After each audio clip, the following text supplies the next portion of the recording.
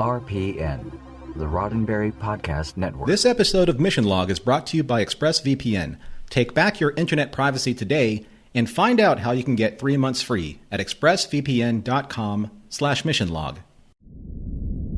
Mission Log, a Roddenberry Star Trek podcast, episode 349, Bar Association.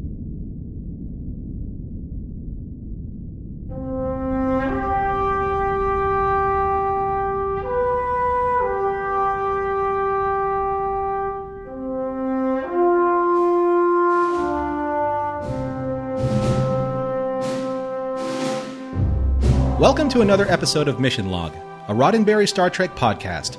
I'm Norman Lau. And I'm John Champion. Each week on Mission Log, we explore the morals, meanings, and messages, and at times take a look at the ugly truth regarding Ferengi workers' rights in the 24th century. The truths being ugly. I mean, not necessarily the Ferengi being ugly, although there was that one leery-eyed guy. There's always a leery-eyed guy. And this week, Bar Association, where John and I go on strike, but we realize we have no lines to picket, and technically we would be our own scabs since we're already recording. So we decided this was a terrible plan. However, we have kept all of our contact information going, so here's how you can get a hold of us.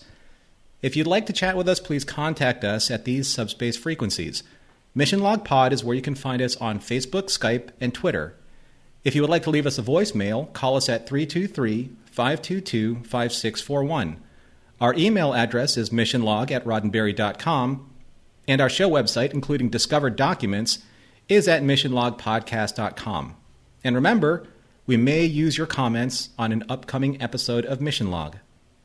But before we get into Bar Association, it is once again time for the man who sets the highest bar for Mission Log trivia, John Champion. Why, thank you, Norman. Trivia for Bar Association. The story is by Barbara J. Lee and Jennifer A. Lee. The ROM starts a union pitch. Well, that was the one-line pitch that sold this story. Barbara and Jennifer are sisters, you see, and they were able to pitch story ideas to Rene Echevarria. According to him, they had about 18 ideas, and none of them were interesting until this very last one, just pitched with that one line. So he snapped it up, and then the writing assignment went to Ira Stephen Bear and Robert Hewitt Wolfe, who get the teleplay credit. They, along with others on the staff, originally felt that this could actually be a B-plot for another episode. They considered it for Rejoined or Crossfire. The more they toyed with it, though, they felt like it was strong enough to be the A-plot, and they were all pleased with the idea of letting Rom be front and center. Everybody was pleased with that idea except for Rom, Max Grodénchik. He did not love the idea because Rom goes through some changes here and ends up quitting Quarks. He saw it as a way to write Rom out of the show, but he was reassured every step of the way that Rom was growing and moving on to bigger and better things. Another little seed planted from this episode going forward was Rom's affection for Lita and Lita's affection for Rom. I guess we'll have to see where that goes.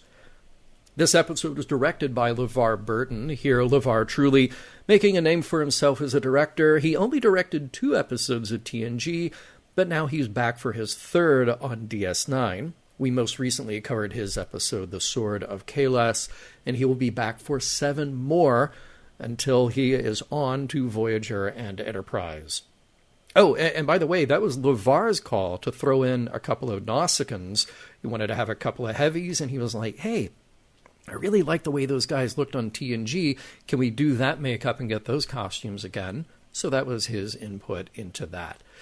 In this episode here, we are dealing with a union and the whole struggle between workers and management. It's interesting that at the time, and actually right up until the present, Armin Shimmerman has been a very active member of the Screen Actors Guild, serving on its board for a while, heading up some of its charitable work, and being an outspoken force therein. He saw this episode as particularly special to him. Now, we do have a couple of historical references worth pointing out. Rom quotes the Communist Manifesto by Karl Marx and Friedrich Engels, published in 1848. He says, of course, workers of the world unite, you have nothing to lose but your chains. And Chief O'Brien references Brian Boru, who was the King of Ireland from 1002 to 1014 AD. He was killed in battle, or he was killed after a battle while praying. Depends on who's telling the story. Let's look at guest stars. Nice to see some returning faces here. Chase Masterson, of course, is back as Lita. We haven't seen her in a while. We also have Jeffrey Combs back as Brunt, who we first met in Family Business. Now, I love stories like this where in the entertainment business, you sometimes need people who have very specific skills.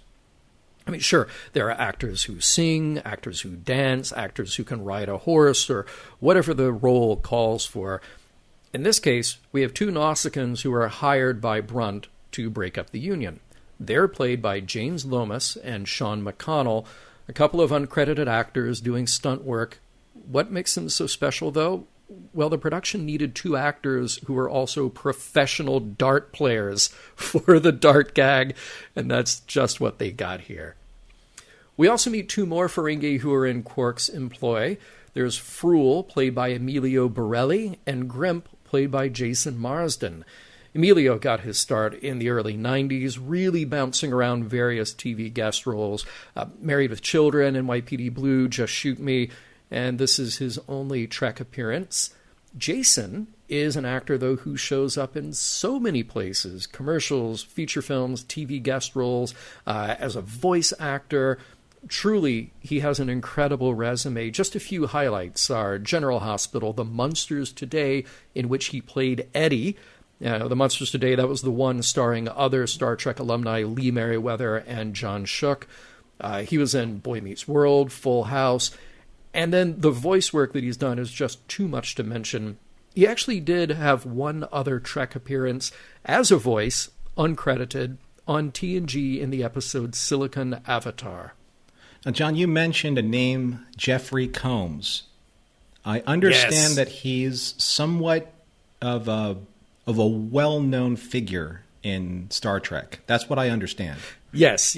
Of course, you've not seen him up until now, except for that one, Family Business. He's just the guy in Ferengi makeup, and then that's it.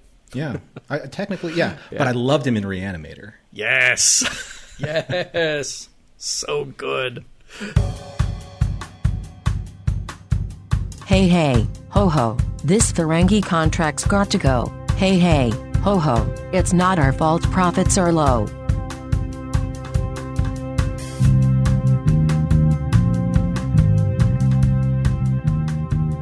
Prologue. As the Defiant returns from the Gamma Quadrant, and before disembarking, Worf consults with Dax on how to improve the Defiant's performance, making it an even finer ship. Dax can't help but twist Worf's infatuation with the Defiant into innuendo, hinting that there is an unspoken attraction burgeoning between them. Worf and the Defiant, that is. On the station, Chief O'Brien and Dr. Bashir, clad in ancient Irish warrior garb, stride through Quarks towards the holosuite to take part in the Irish Battle of Clontarf, as a very irritable Quark laments the emptiness of his bar thanks to the current Bajoran month-long ritual of cleansing. Wrapped up in his own self-centeredness, Quark uncaringly dismisses Rom's seemingly immediate and acute dizziness. Rom collapses, and a frightened Lita demands Quark to do something, to which Quark retorts, "I am going to do something. I'm going to dock his pay." Act 1. Dr. Bashir is examining Rom and is astonished to learn that he has been suffering from a possible life-threatening ear infection for nearly 3 weeks. Wondering why Rom didn't come to him sooner for treatment, Bashir is brought up to speed on the binding penalties of the standard Ferengi work contract: no sick days, no vacations, and no paid overtime. Abhorred by the exploitation of the Ferengi contract policies, Bashir plants a different kind of bug in Rom's ear, the idea of unionizing. Much to Lita's delight, Rom returns to work, but their celebration is short-lived, as Quark informs his staff that since his profit margins are at an all-time low, thanks to the Bajoran ritual of cleansing, he is cutting all salaries by a third. Either that or cut half the staff, and most likely those who still feel begrudged by his decision. Rom pleads desperately for his brother to reconsider, but his words fall on deaf ears. And for a Ferengi, that's saying something. Returning from weapons training, Dax and Worf discover a thief in the ceiling whose bag is full of stolen goods, including Worf's prized Ferengi tooth sharpener. Worf's frustration boils over as he literally throws the criminal into Odo's custody, stating a lack of security like this would never have happened on the Enterprise, to which Odo picks up a pad and recounts several incidents on the Enterprise to the contrary. He understands Worf's frustration and tells him that this is just normal life on Deep Space Nine, and it's just something Worf has to quote-unquote get used to. Later, in a clandestine meeting with Quark's staff, Rom, who usually defends his brother's decisions, declares that he and his fellow co-workers are going to fight back by forming a union! Act 2.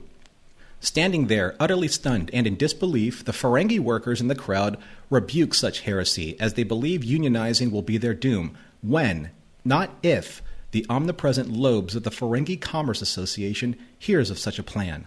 But Rom stands firm and convinces them that forming a union is not just a way to make change and stop their unjust treatment, but to capitalize on one of the truest Ferengi cultural principles. When a Ferengi sees an opportunity, he seizes it. Meanwhile, Dr. Bashir is removing Chief O'Brien's problematic second head. Well, a sebaceous cyst. As Rom bursts in thanking Dr. Bashir for his advice on unionizing his fellow co-workers. Bashir admits his advice was in jest, but the Chief admires Rom for such a bold decision. The Chief tells Bashir and Rom that a relative of his, Sean Aloysius O'Brien, led the Pennsylvania coal miners' strike on Earth in 1902. He was a great union leader who towed the line for 11 months until all the miners' demands were met, yet died tragically and violently.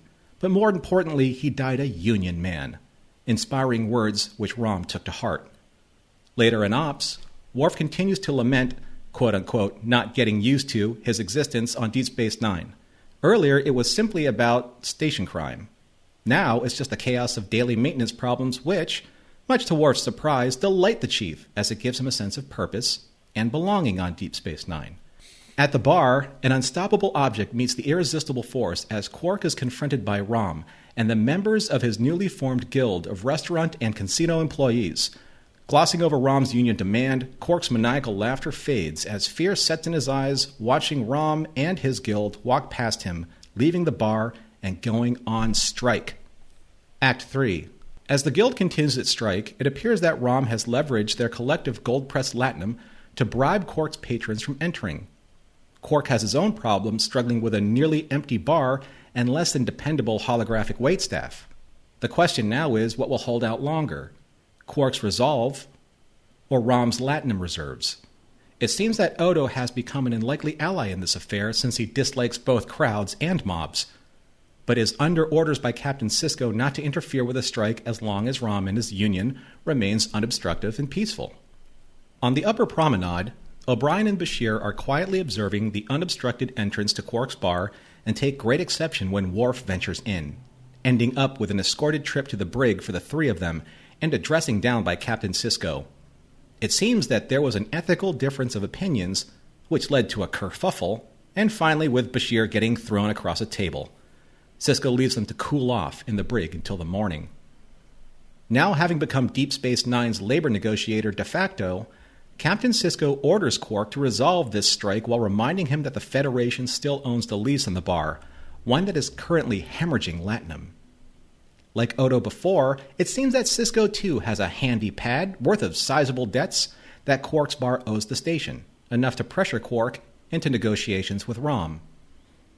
As Rom sifts through an assortment of pads trying to stay organized during the strike, Quark barges in and offers Rom a settlement. Or is it a bribe?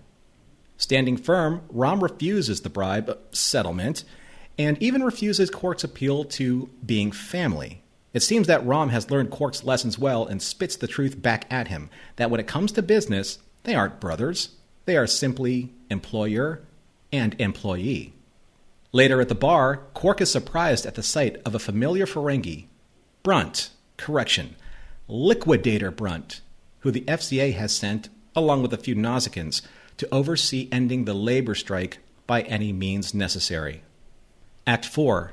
Back in their clandestine meeting room, Rom and his union members are celebrating the steady success of their labor strike as he informs them that Quark was now desperate enough to bribe him to end it. Some Ferengi are still doubtful that Quark would so easily cave into their demands, choosing rather to cut off his Ferengi nose to spite his profit gains. Their celebration is short-lived as Brunt and his Nausicaan muscle barge into Rom's union meeting, threatening them with something far worse than violence. At least far worse to a Ferengi. Utter and total financial devastation. After Brunt leaves, Rom bolsters his people, well, except perhaps for that whimpering Phruel, by citing the heroic Sean O'Brien and how he sacrificed everything for the sake of a decent wage for his co-workers. Mustering up enough courage from Rom's inspirational speech, the Union workers march back to the picket lines.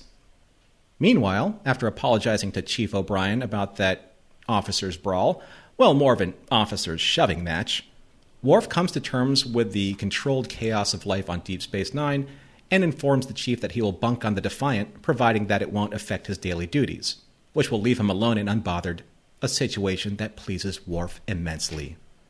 After Rom escorts Lita back to her quarters, he's flushed from Lita's affectionate kiss on his forehead, as Quark tries one last time to have Rom end the strike, because if he doesn't, the FCA, Brunt, and the Nausicaans most definitely and most violently will. But Rom is tired of being manipulated and pushed around, and after spitting many of Quark's abusive words back at him, moments when Quark made him feel small and stupid, Rom proves to Quark that he isn't laying down. Even if he grants Quark's one spiteful wish to be an only child. Back at the bar, Quark tells Brunt that Rom is being stubborn and needs more time, but Brunt has come up with a new and more effective plan to make someone close to Rom an example of how serious this situation has become. Someone as close as Rom's own brother. Act 5. In sickbay, Quark, nearly beaten to death and still healing from a crushed left eye socket, a punctured lung, and several broken ribs, is visited by Rom, seemingly unaffected by his brother's vicious beating. A beating meant for Rom. Quark pleads with Rom one last time to end the strike, but Rom doesn't give an inch. Quark admits that he is truly afraid of what the FCA might do next, but has a plan that might get the both of them out of the FCA's crosshairs. Quark promises to honor all of Rom's demands, including immediate wage increases, if Rom promises to publicly dissolve the Union. On the Defiant, Worf is settling into his quarters as Dax stopped by with a housewarming gift, a collection of her favorite Klingon operas. Dax tells Worf that sooner or later he will have to adapt to his new life on the station, to which he retorts that everyone else will have to adapt to him, evoking a very coy smile from Dax. At Quark's grand reopening, which fortunately coincides with the end of the Bajoran cleansing ritual, everyone is in a celebratory mood, especially Rom, who has finally quit the bar business, quit being under the familial regime of his brother, and is now a junior-grade engineer for the station, on the night shift. Rom told Quark that it was time for him to seize life, the way he wants it for himself, and to prove to his older brother that even without him, Rom will do just fine. The end. Oh, Norman, this week you get +2 mission logs for using the word kerfuffle. Oh, yeah. You like that? Yeah. There's not nearly enough. Yeah, there's not nearly enough kerfuffle in today's writing. Yeah, that was in the rule book. So congratulations. You can spin those as you wish. I love, first of all, the jokes about Bajoran cleansing. I'm sort of in Quark's camp on this. I don't get it either. And he says it right out. It's like, they're not crazy anyway. Right. They're pretty pious people. Somewhat. It's like, what are they giving up? Klingon cleansing you get. Yes. Right? They need a cleanse. Yeah. Yeah. I mean, like Nausicaan cleansing you get. Mm-hmm. Yeah. Bajorans, come on. You're fine. Right. You're fine. Oh, that bit at the beginning with the little fake out with Rom pouring the stuff in his ear. The first time I saw that, hilarious. Mm-hmm. Second time I saw that, still really funny. Just because it looks like he's making a drink, he's about to go for the mouth, and then the perfect turn to the ear, and they just go for it. The whole contents of that glass just go right in. It was a really well done bit. I'd love to know like how they built basically the vessel that caught all that liquid. Yeah, it goes see, I into was his thinking ear, that too. Yeah, right? yeah.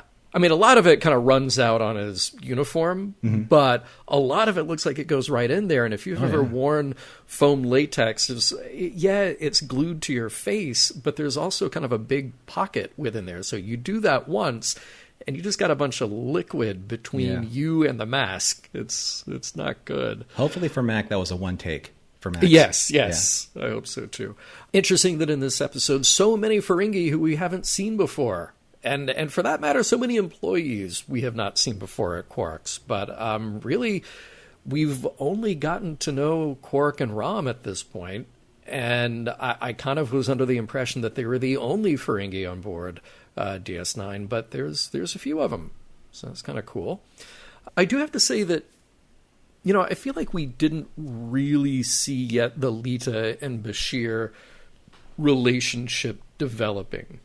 Yeah. Like, they've hinted at it before, yes, and you've had Bashir kind of do his thing, sort of obviously be interested in her. And sure, we can put relationship in quotes and call it whatever we want. Hey, they're adults. But, it was a little bit strange just to sort of establish, like, we've only seen Lita really like twice before. Right. Before this episode. And they're just like, oh, yeah, she has this thing going on with Bashir. Like, I knew he was interested, but okay, I guess there's a lot of time that we have not seen her on screen. We can just make of that time whatever we want.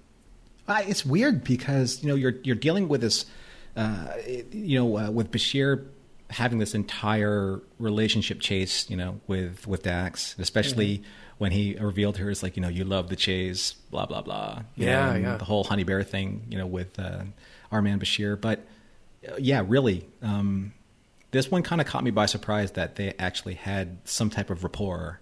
Yeah. To the point where you would give him a significant peck on the cheek. Right. Yeah. Maybe it was the Irish medieval garb, who knows? I mean, that stuff is sexy. Right? Yes. Speaking of which, so here's something that bugs me. And it just bugs me to no end. And I don't think that I remember seeing this in The Next Generation where they introduced holodeck technology. But why is it that when you're going into a holosuite program, you dress outside, way outside the holosuites, traipse through an entire bar full of people in costume to get to your program? I mean, isn't the holodeck powerful enough to actually craft the costume on top of you? See, I would think so, too.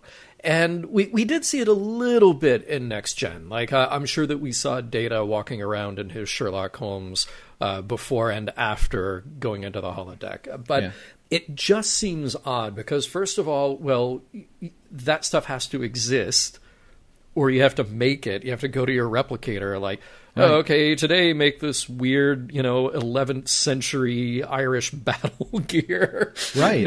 Make it my size and you got to wear it. And then what are you going to do with it afterward? Can I get that in black? Yeah. Right. Yeah. It is just a little strange. I mean, now it's become part of the shtick, as part of the thing.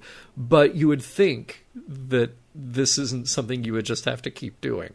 I mean, it's funny. It adds a little bit of shock value to it. You remember when Kira and Dax, when they first met Worf, they were dressed in kind of like these medieval ladies' gowns, and it obviously caused a reaction that we're supposed to have. But just for the practicality, the reality of it, it just seems strange to me. Hey, I think we just found our cosplay for the next convention we do. Though. Are you serious? Get some furs and some broadswords. And hey, I'll tell you what. I will cut my hand right now with a dirty Klingon dagger if you do, and blood bond to you. For that. Hey, look, I'm thinking it's either that or the World War I flying ace outfits. Those are pretty good too. Oh, those are sexy, though. Right? And there's nothing better than wearing a completely wool-lined leather jacket in August in Las Vegas. I'm planning ahead. If that happens. I love it. Yeah. All right, let's talk delicately about that reference to Umox. I mean, come on. Come on. So we all know what Umox is. We all know what Umox is a stand-in for. And we all know that Ferengi are basically wearing their erogenous zones on their heads. That line about Rom having loads of Umox by himself, that just sort of came out of nowhere for me. That would just, I was surprised. I thought it was funny, but I was just like, wow, Star Trek just went there. Good for you, but wow, you just went there. And I think that's there was kind of science fiction at the time, especially kind of like with embracing like different vulgarities and what you can get away with on screen and what we get past the censors. And the 90s was rife with, vulgarity like Frel, for Farscape, or fracking for Battlestar Galactica.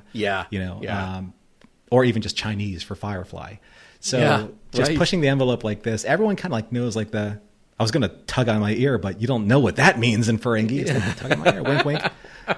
But the part that sells it for me, and the part that really made me fall in love with Max's performance at the very beginning, was just kind of like when he kind of pushed his head forward. Yeah. Oh, with that puppy dog look, like, huh? Right. Sad enough to do something about it? Right. Well, because here's the thing. What you're pointing out is this interesting thing about the Ferengi. It's like they do sort of just live out loud, and this sensual life that they have, they let it all hang out. They talk about Umox to whoever will listen to them. Sure. At the same time, there is this innocence to Max. To Rom and Max's performance as Rom. There's an innocence to the way he delivers lines like that, too. Yeah. So he can kind of not make it sound completely disgusting. I'm sure that he and Chase had great fun, like yes. trying different ways to sell that scene. Yeah, completely. I mentioned this in The Sons of Moog, and I mentioned how much I loved Dax's combat training uniform. It was very smart, and it had that slash of silver or a slash of gray. Did you notice that when she and Worf were walking towards Worf's quarters and they found that criminal, she was wearing the exact same outfit with a slash that was going in one direction, but the male version of that, Worf's version of that, was going the other direction. Yes. Yeah. That was it was cool. It was a bit symmetrical. I still love that uniform. Yeah, that's great. Yeah. That's kind of like a deep cosplay kind of thing for me. For sure. Yeah. For sure, yeah. The other things that we loved, or at least that I loved, the scene between Sisko and Quark. Oh, loved it. Love Sisko just cornering Quark. Still there is a question, like, what would the Federation do with all that latinum and back rent? Like, what does the Federation go buy with it?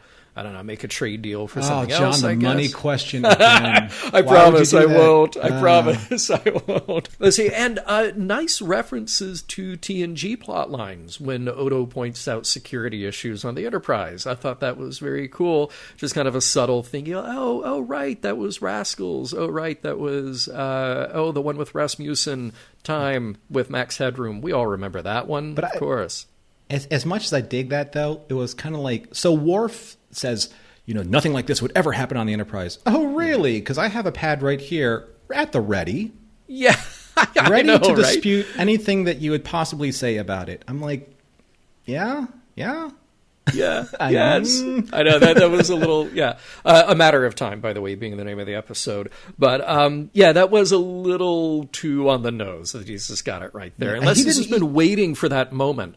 He's like had that pad on his desk for weeks. Right. He's like, I'm going to just wait for the right moment when I can totally nail Worf with this. But that's what kills me about kind of like the abuse of pad props in Deep Space Nine. Because why is it that a pad just has a singular use? I know.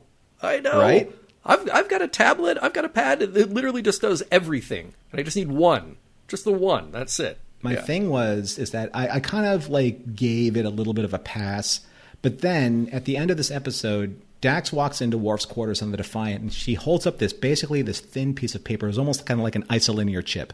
Yeah. Right? And she goes, here's my entire collection of Klingon opera. My entire collection. Right. But the 3 articles that Odo brings up to Worf only fits on one pad? On one pad, right. Yeah, well, it's a very heavy multimedia there. I don't know. I don't know. It's just kind of like a weird convolution of technology. I know that I'm completely nitpicking, but yeah, I am. No, it's a good point. Hey, let's talk very favorably about who we mentioned in the trivia. Jeffrey Combs, I'm a fan. You're a fan. Mm-hmm. I love him no matter what he's in, but I obviously like him here as Brunt. He is one of those actors who can find every nuance to every line. And even like that scene where he's describing what he would do to those unionizers if they were back on Ferenginar. Yeah. It is horrific and it's hilarious. And he nails both of those things in that shot. But also, there was that creepy moment where he's being super threatening and everyone's terrified. And then all of a sudden he looks like Lita. Yeah. And then there's just kind of like this almost like this ocular salivation that happens. She's like, right. Oh. But only in the way that he can do that. Yeah. Yeah. Right? He's amazing like that. True talent. Yeah. And I mean, for that matter, just all the little details that we got. I love when they dole out little things about Ferengi culture along the way. So, like the idea when Rom is in the infirmary at the beginning and Bashir is talking about in the afterlife, you would be in the Ferengi afterlife, bidding on your next life. I love, because you can picture it. You can absolutely picture, of course, this is what the Ferengi believe happens after you die. You literally have to bid on your next life. In the Grand Treasury, correct? Yes, in the Grand Treasury. Yeah. Yep. Yeah. Okay, so this scene caught me by surprise, total surprise. So when Quark returned to Brunt to tell him that Rom was being defiant, behind the scenes, I was laughing hysterically at the 2 Nausicaans using each other as dartboards. That was genius. Whoever's decision that was genius. They're staged perfectly, just like right in the background. Mm-hmm. And then I love that even when the camera moves away, you still hear them. Yeah. Like they're still just what a couple of idiots just throwing darts at each other. It was brilliant. It is brilliant. Gold. Total gold. And the only thing that probably would have made that better is like later on when everyone was reconciled, if say the Chief and Julian were having a game of darts with the Nausicaans on the Nausicaans. Even better. We're not gonna take it. No, we ain't gonna take it. We're not gonna take it. Wait, are those Nausicaans? We'll get back to Bar Association in a moment. But first, a word from ExpressVPN, giving you back your internet privacy. Hey, are you working from home now? Or at least more often than you used to be, and you're probably managing all of your personal data online at the same time, too. I know that I'm in that situation, and I know that the security and privacy of what I do online is that much more important to me as I navigate home and business obligations online.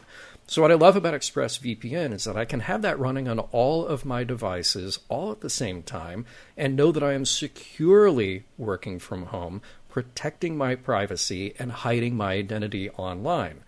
Now, there are other great benefits to ExpressVPN as well. There's the ease of setup, which I've talked about, simply hitting a button once I've logged in to say that I'm connected. There's the speed, which is absolutely fantastic on all of my devices. And another kind of little known benefit, which is you can change your location, which might allow you to catch news or other content online from around the world or protect your identity from around the world as you see fit. So protecting yourself with ExpressVPN costs less than $7 a month. It comes with a 30-day money-back guarantee. And look, whether I'm headed out or I'm working from home, ExpressVPN protects my connections. And it does so at speeds that impress me every time. I like that you brought up the fact that a lot of people are working from home, because I have heard stories about people that are having their internet connections identified by Wi-Fi hotspots. Yeah. And people that are roaming the streets. all day long. I'm on conference calls, video calls. I'm connected to the internet, uploading files, downloading files. I'm doing so much more of that than I ever have before.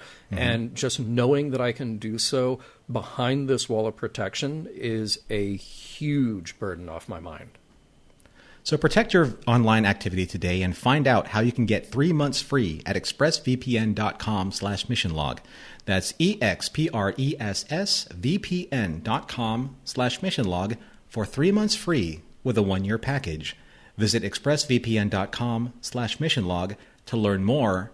And a big thanks to ExpressVPN for sponsoring this week's show. So Norman, I want to pose a question to you, to us, to our listeners for this segment. Is it a little weird that Star Trek is essentially just doing a straight-up pro-union episode here? I mean, so we all know Star Trek has this long history of social and political commentary, and I will make that argument all day, every day to anybody who asks. I think it is a misnomer to think that Star Trek specifically, or really any art, exists in a vacuum where it is unaware of social and political concerns. But that is absolutely baked into the DNA of Star Trek, is examining big issues and making some interesting and sometimes very important stands about those issues. There are a few times in the past where we've talked about episodes that really land at a point of advocacy. You know, go back to TOS and you look at something like Let That Be Your Last Battlefield. You go into Next Gen and you look at an episode like The Outcast, where they're really just reaching through the TV and saying, this is an issue that is important. Stop being stupid about it. This is how we get to be progressive humans who make it to the 23rd century. All that said, there's something about this in particular, being about union and labor struggle, that is so specific that I don't think it's inappropriate for Star Trek to handle it. I think Star Trek should handle any and all kinds of issues. It caught me off guard, though. It really did.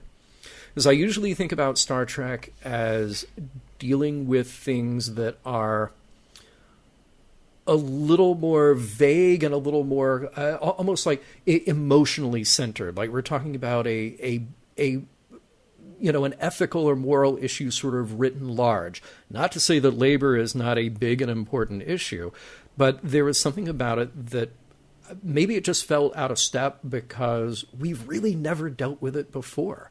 You know, in the hundreds of hours of Star Trek that have come before this point in DS9, you go back to TOS and Next Gen, we just sort of assume, well, everybody in this century, 23rd century, 24th century, everybody has their place, everybody has a job, everybody's satisfied with what they do. We talked about it a little bit when we were in Homefront and Paradise Lost. Well, here's Ben Sisko. He's happy. He owns a restaurant in New Orleans. And guess what? The people who work for him, they must be happy too.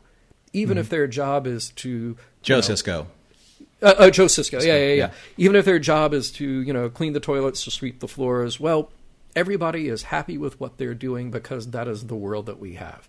And now this comes at us kind of from left field. And granted, it's not a Starfleet issue, it's not a Federation issue, but it's happening under the noses of Starfleet because you've got Sisko there running that station. And obviously we have this little overlap because of the issue of the rent, which I still think is funny.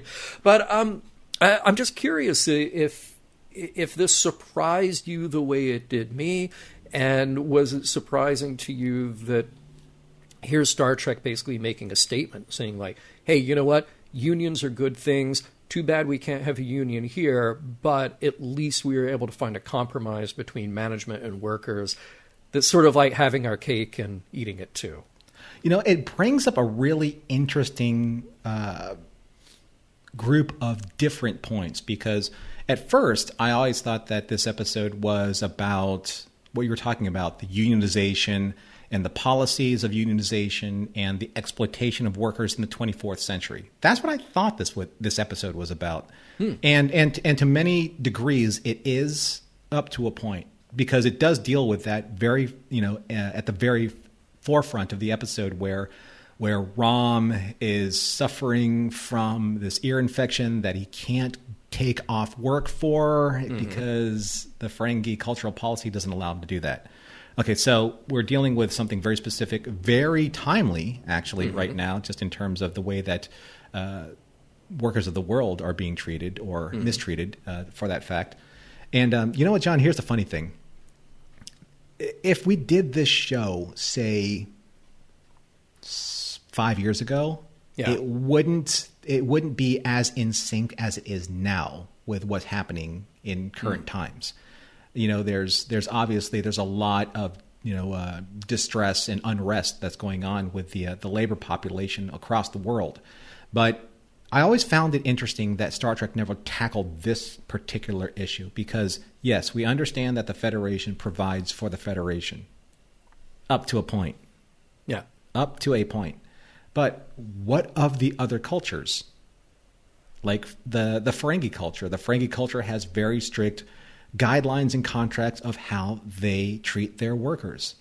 And I found it funny that the two people that really kind of incited the impetus for Rom to take his stance were two Federation officers. Yeah. Right? Yeah, for real. Is that a little bit of too much trying to influence an alien culture? In a way, I mean, but to think of, at first it was Bashir who was kind of aloofly stating that, if you're getting so mistreated, you should form a union. Mm-hmm. But Rom took that to heart, because I think that at a certain point, he was trying to find a way to make things better, not just for him, but for the people that worked with him as co-workers. Yeah. But then I think when it really settled in was when O'Brien told him about his ancestor, about Sean O'Brien, the union worker who risked everything for his fellow co-workers. Right. Yeah, but the reason why I bring up O'Brien is because O'Brien's the blue collar guy, right? He comes from a line of blue collar families. People that he's not an officer. He's a non-com officer. He's the guy that says, you know what? Fight for the people. Fight for their rights. Fight for what is right. Right? And I think that got to Rom more than I think that O'Brien intended it to. So I know I'm digressing, but I found it just fascinating in this episode that it turned from workers' rights to brothers' rights almost halfway through the episode. I'm not sure if you saw that, but that's how I felt about it. So brothers' rights, meaning Quark has a right and an access to Rom that the others don't, simply because they are brothers. I mean, Quark does try to have it both ways and say okay, well, I can talk to you as my relative, but when it's convenient, I'm going to talk to you as my employee. I think he's trying to have it both ways, and I think that Quark is really smart about trying to riding that line. But that's where the beauty of this episode really comes into play, because it's finally when Rom just says, no, I'm done with that. I'm done with being under the thumb of your FCA, of your fear of that, of you abusing me. I found that Rom really kind of took the avatar of the tiny elephant that's held in place by the chain, in a circus. As he grows up, he becomes the larger elephant that can only be held in by a twine, because he's mentally chained to his existence. He's mentally chained to his existence, and that's what Rom has been under Quark. Quark has never let him be the person that he wanted to be, right? Because he wanted to either exploit his talents or exploit his loyalty or exploit his familial relationship. So, like I said, at the start, it felt like it was a workers' rights episode. But as the story developed, it became more of Rom's rights as an individual episode. Yeah. Well, and I think it's interesting, though, that this is probably, it has to be the exception rather than the rule.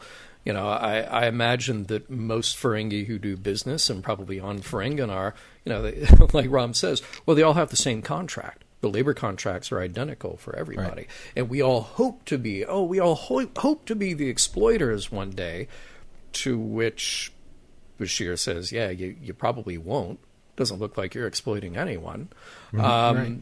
And he's right. And there are probably a lot of Ferengi who go through their lives thinking like, oh, yeah, well, I have this terrible contract, but one day, boy, all I have to do is just work hard enough, long enough, and one day I'll be able to exploit someone else. Can't imagine that day comes often for most Ferengi. But most Ferengi are also probably not in a position that they have opportunity the way that Rom does.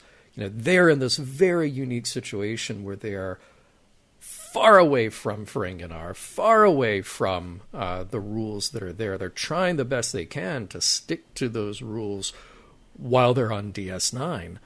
But they're also hit with all this cultural and social and political influence from everybody else who comes through the bar, and just the sheer fact that they're on a Bajoran station that is being managed by Starfleet. Yeah. At this point. Yeah. I think that's the thing, is like there's like this huge like infusion of different cultural wants and needs and desires and influences that allows them to see that there's something better than the station that I've been kind of ultimately destined towards based on our culture. I mean, we're talking about the Ferengi cultural contract. It is a work contract, but it is their culture.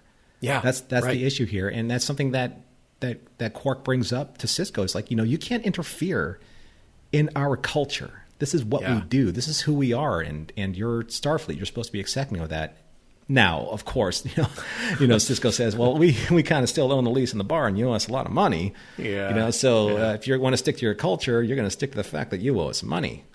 But there's an interesting thing here, specifically with, starting with the healthcare issue, because look at the way that Rom kind of illustrates this point and how it's relative to today. So let's take a look at Rom's employment contract under the FCA, under the Ferengi Commerce Alliance.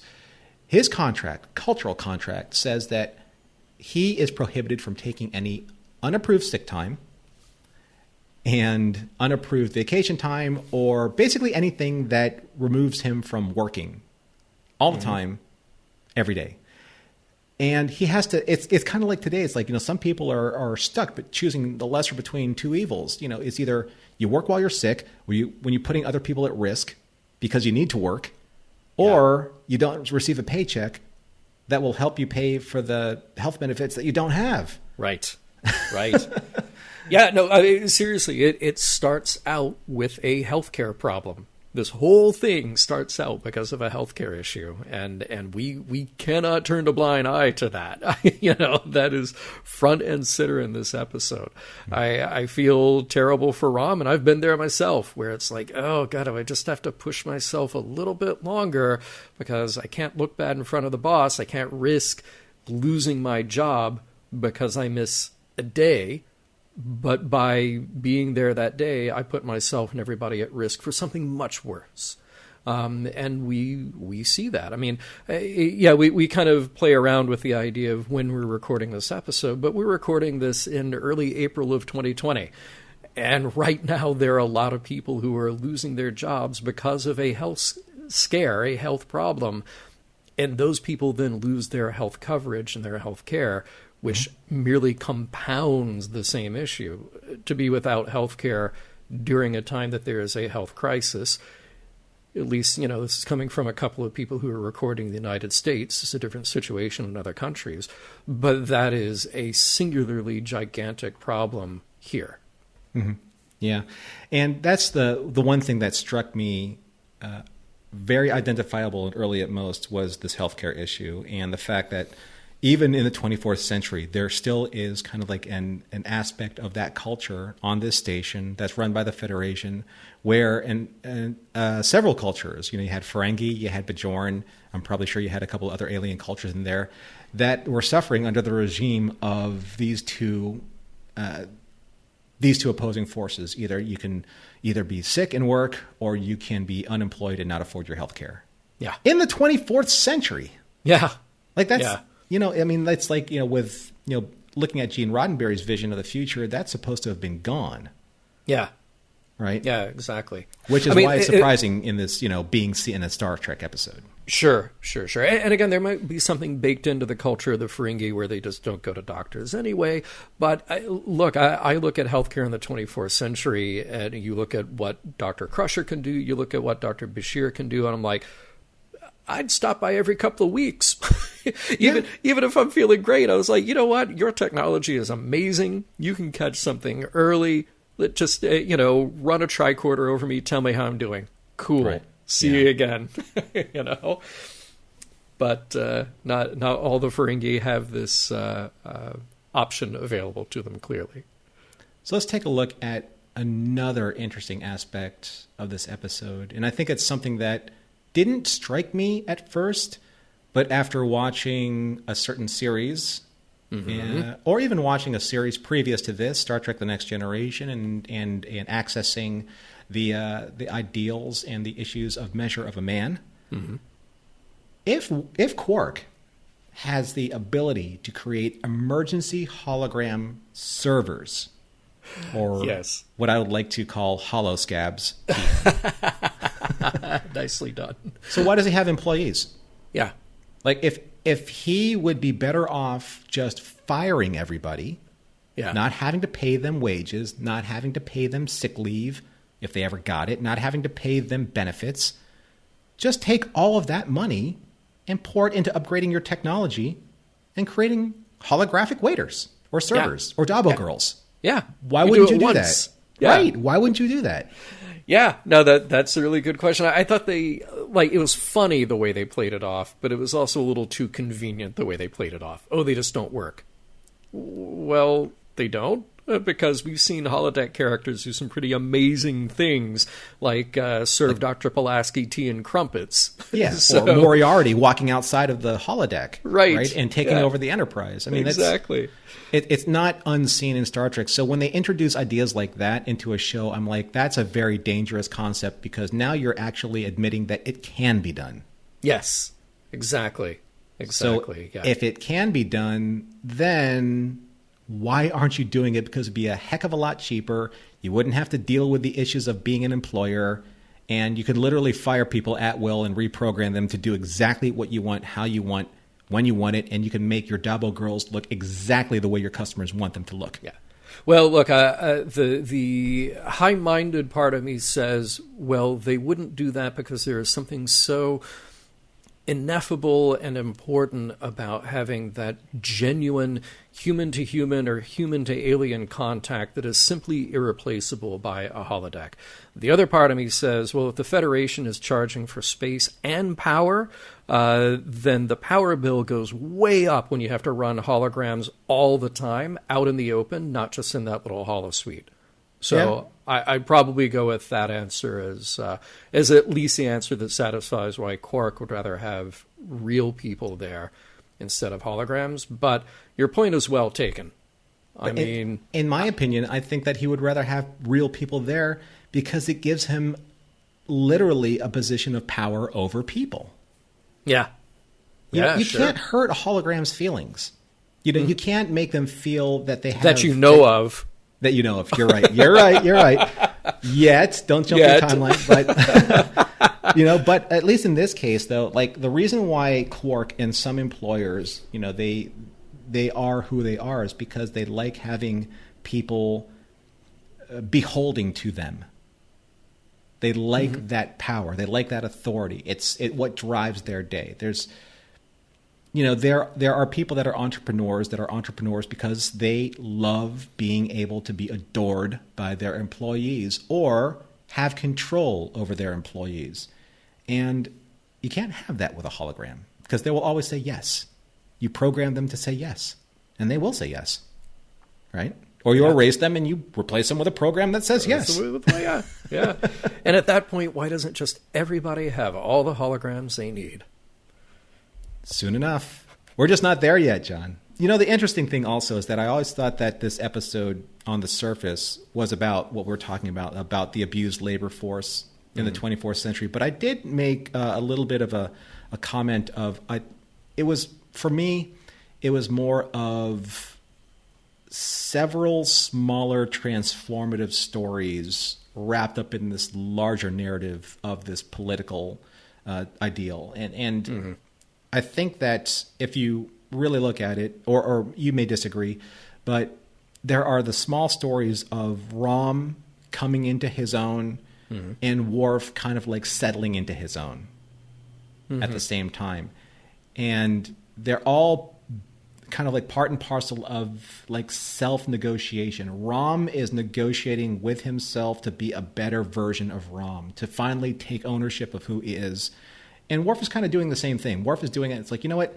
He's been struggling with, why am I here? What am I doing? The station is terrible. The Enterprise is better. Why am I not on the Enterprise? But there are pockets of promise that I see. Maybe it's not me. Maybe it's everybody else. Right? You think that's growth? Well, I think it's the opposite of growth. Dax says you're going to have to get used to life on the station, and Worf says perhaps in the end it will be all of you who have to adapt to me. I mean, it's like I'm just going to take my toys and go somewhere else. Now, part of me, I get the idea, like there's something appealing about just leaving it all and going to live on a boat. Sure. You get out of here and you sort of have a little more control over what's immediately around you.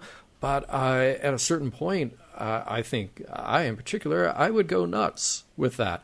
And I think Worf, yes, he's saying that because he's not used to this, but Worf is also used to the structure of people. He's used to the people around him to give him direction and meaning and advice and vibrance to his life.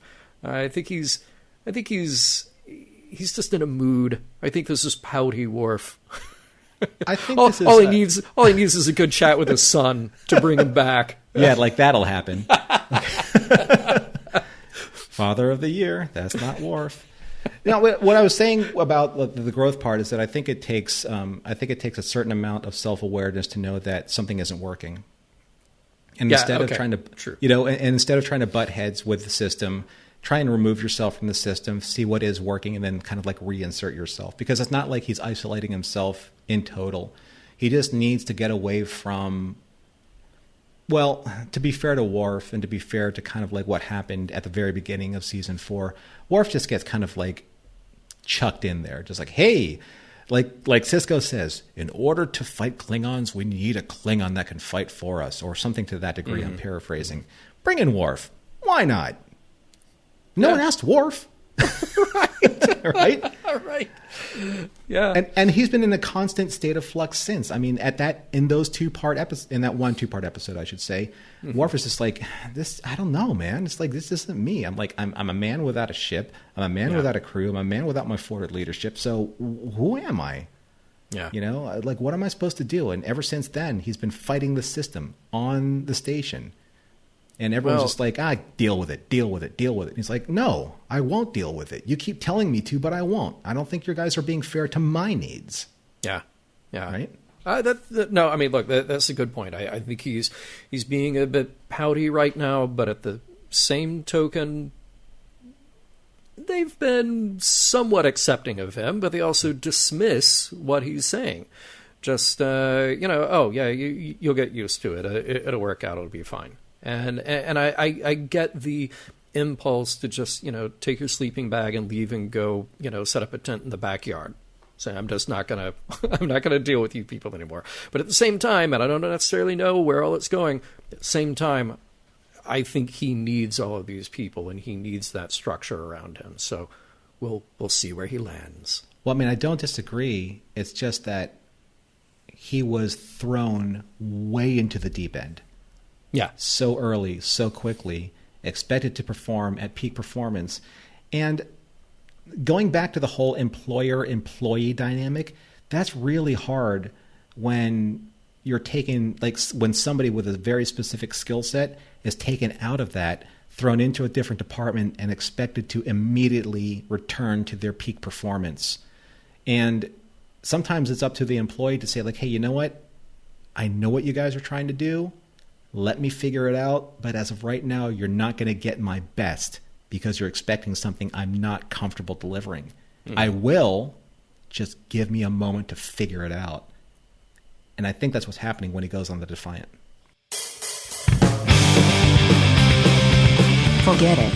I'm staying right where I am. It's gonna take you, and station security, and the Nausicaans, and the Ferengi Commerce Authority to get me out of here. I'm waiting for Brunt to come and take me home, and I ain't gonna budge till he gets here.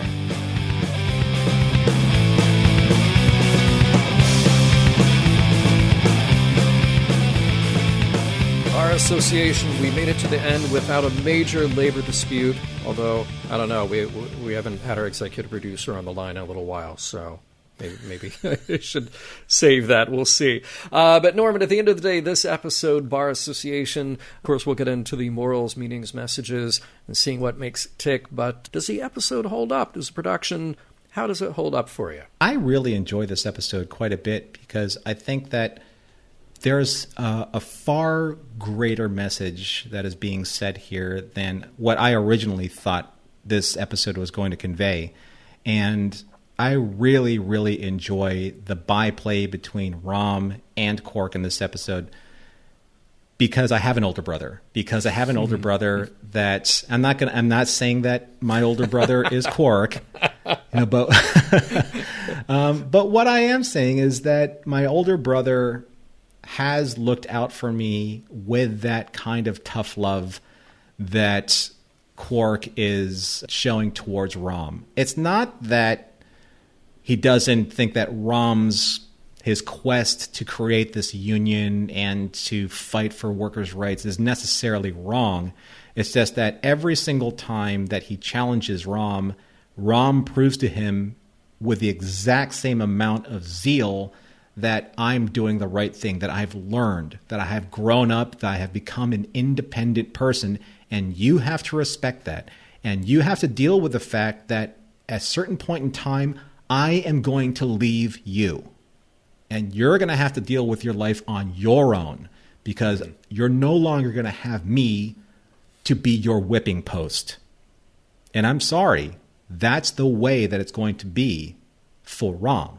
Right? Yeah. And that's something that in the storyline I never expected from something that started off with, I have an ear infection, but I can't take off work because I won't get paid because my contract is terrible. Yeah, right. So that's why this episode holds up for me, because it caught me completely by surprise. And at the end, it really was a story about the sibling rivalry between these two Ferengi brothers. Mm-hmm. Yeah, I mean, I agree. This episode does very well what is hard to do for many other episodes, which is it's got this line skirted between comedic moments and dramatic moments, between the sort of political story going on versus the personal story that's going on. And it does all of those things very nicely. They're all very well balanced. My interest was never lost in watching this. It all plays out very well. And even the B plot, I think it's thin, but it's still good.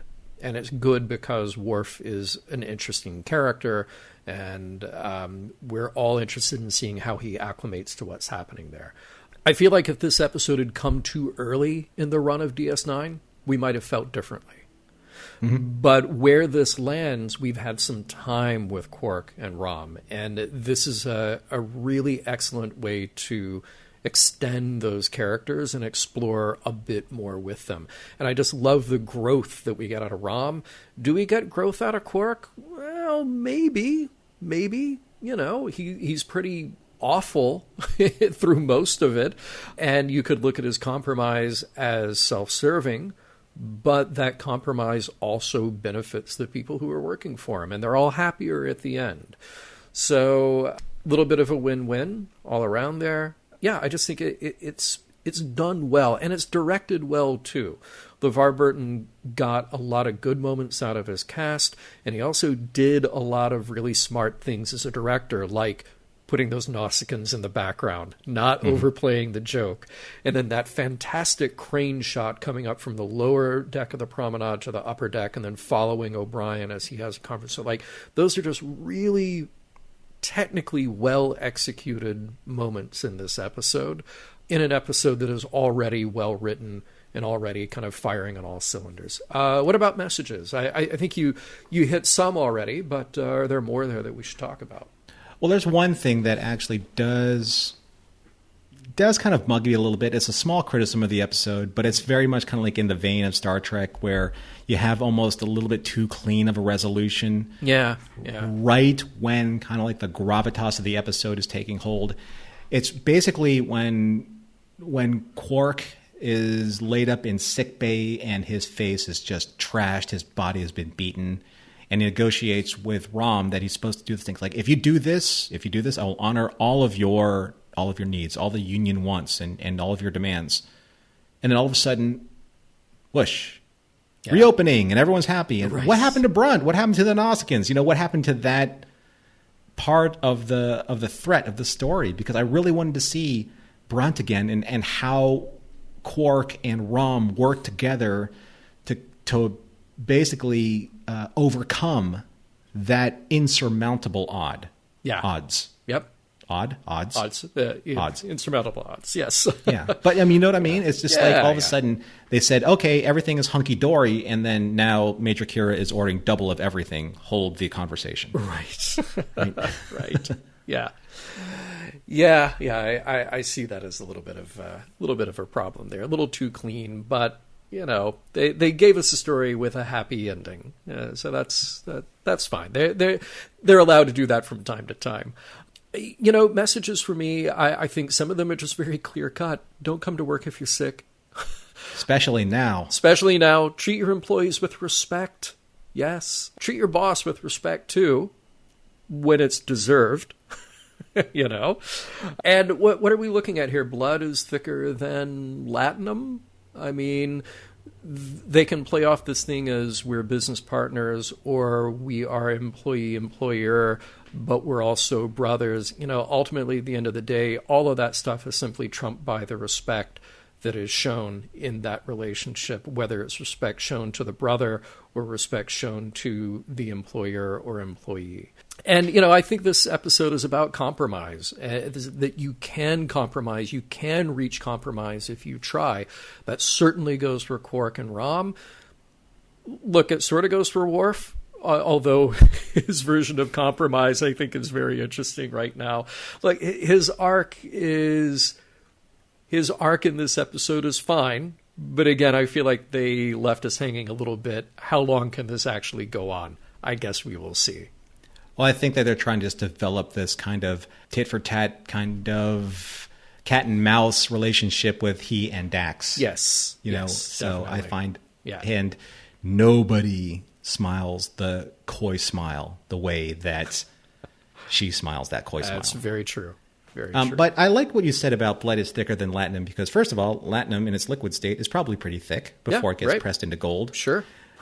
But, one of the things that it was really important to me, again, having an older brother, is the theme of the slighted older brother. Like many similar stories, in many different fandoms and many different narratives, there is the theme of this slighted older brother who has always kept the younger sibling or siblings, he or her, from reaching their fullest potential. Because there's always this responsibility that the older brother has. And this older brother always knows that this younger sibling will be the one who will leave the farm, who will leave the family business, who will leave the city, who will leave their neighborhood for that better life, the greater potential of their own life. But it's always the older brother or the older sibling that's stuck minding the farm, minding the parents, minding the village, right? Right.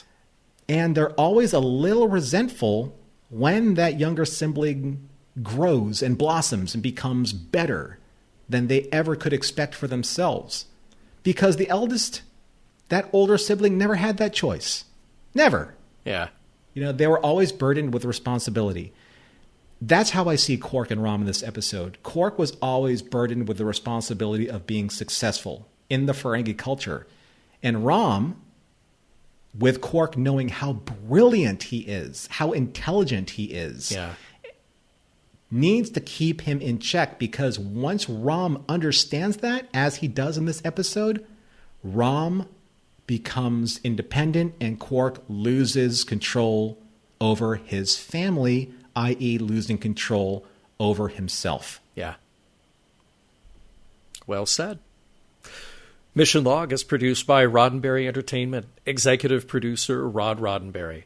Mission Log is part of the Roddenberry Podcast Network. You can visit us at podcast.roddenberry.com.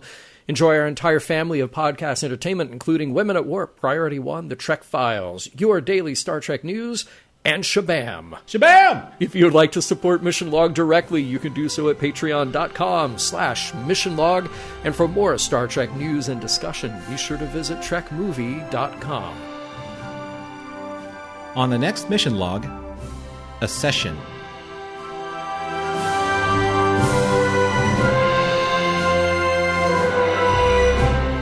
Do you hear the people singing the song of wages lost? It is the music of Ferengi who will not be bought at cost. When the beating in your heart sounds like the loss of latinum, it is the Quark about to cave as new contracts come.